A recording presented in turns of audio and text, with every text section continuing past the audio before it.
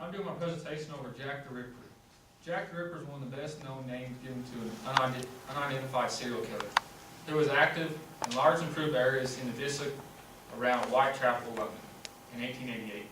Jack had many other nicknames such as the Whitechapel Murder and the Leather Apron. Jack was raised in the city of Whitechapel, London in the 1800s. His birthday is still unknown to the day. Whitechapel during the 1800s was invaded by Jewish people. The living circumstances became a lot harder during this period of time.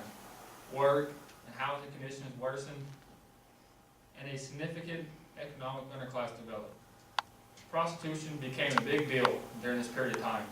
They estimated there was about 1,200 prostitutes in the district of Whitechapel, London, stated in Wikipedia. There started to be large numbers of murders during this time due to all the migrants moving in. Most of all the murders were women prostitutes. People back then had a hate against prostitutes, and it was against all the religions. Jack supposedly had a huge part in killing them. He felt that he was doing a service in killing the prostitutes because it was against his religion. Jack was linked to about 11 murders from April 1888 to February 1891, but the police could only prove 5. Jack killed 5 prostitutes and brutally cut them open and took out their body parts, organs, hearts, and brains, etc. These 5 murders were called the Chronicle 5. He was a very cruel and brutal killer during this period of time. People were astonished that someone can do that to a woman.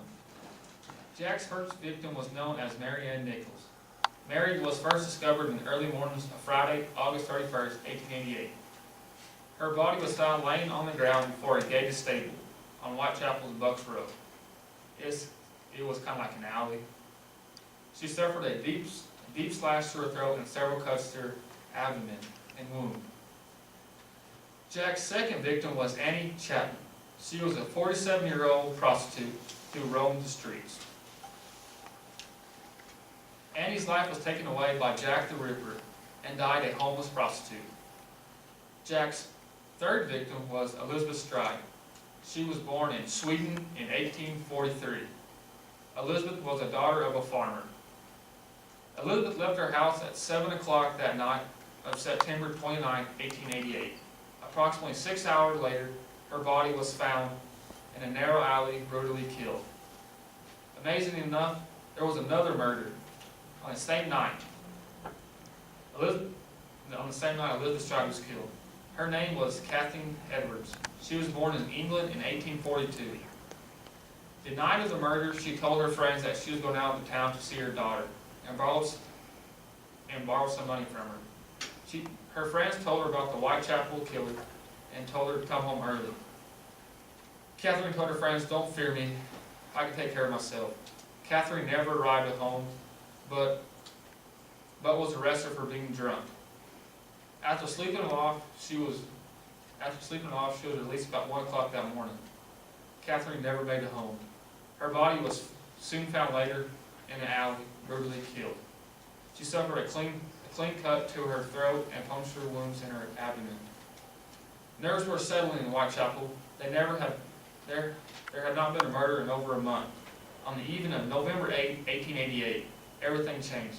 Mary Jane Kelly was a prostitute trying to make a living, or trying to make her rent.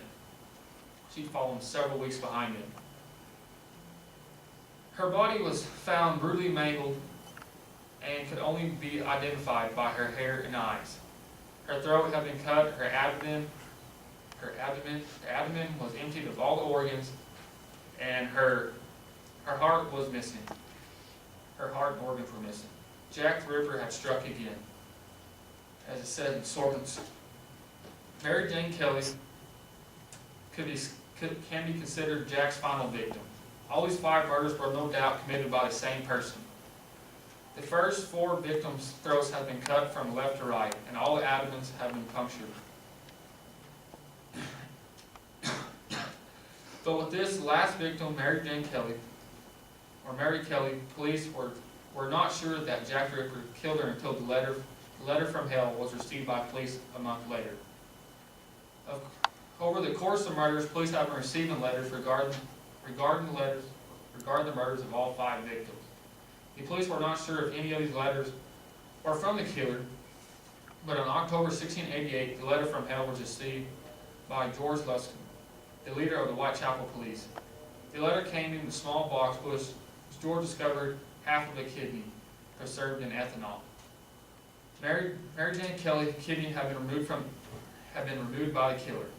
The letter stated that Jack said that he killed all 5 women and how he killed them. It also stated that he sent the left kidney, but fried and ate the right kidney. The letter was also signed Jack the Ripper. The kidney was examined by Doc Thomas of the London Hospital, was determined it was definitely a left kidney, but he could not determine that it was Mary's kidney. Jack the Ripper's crimes as a serial killer became a worldwide media frenzy. The people, especially London, were terrified that who was going to be the next victim. Jack the Ripper was never convicted of any of the killings due to the unlimited amount of evidence they had on Jack. They still have no idea who killed all 5 women. But it is still unknown why Jack stopped his killing spree. Maybe he was convicted of another crime. Maybe he died, or maybe he just didn't want to kill anyone. Maybe he felt that he did his part. But if the police in the 1880s had the tools and knowledge that we have today, I believe that they could have caught Jack the Ripper.